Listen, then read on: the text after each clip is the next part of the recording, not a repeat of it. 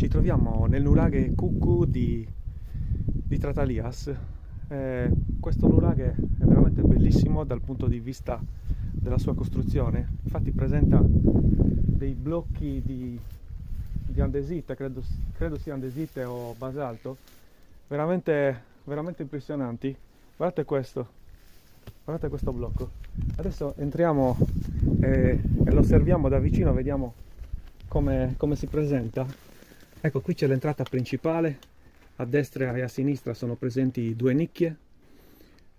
L'entrata presenta la parte a tholos crollata nella parte finale, ma veramente i fianchi si presentano veramente bene. Probabilmente è stato interessato da qualche opera di pulizia.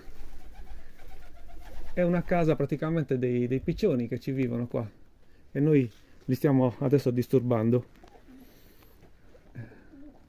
È veramente bello, guardate questo blocco. Si presenta in maniera... e poi anche la location dove si trova, guardate.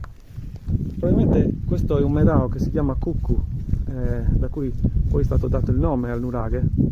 Una serie di medaos che nel Sud Sardegna appunto se ne trovavano tantissimi a partire dal 1700. Sono le tipiche costruzioni rurali dove vivevano più famiglie per l'allevamento degli animali e la coltivazione dei campi. Interessante questa finestrella che si trova qui davanti, interamente ancora che si presenta con il manufatto in ferro, e anche la parte superiore in legno.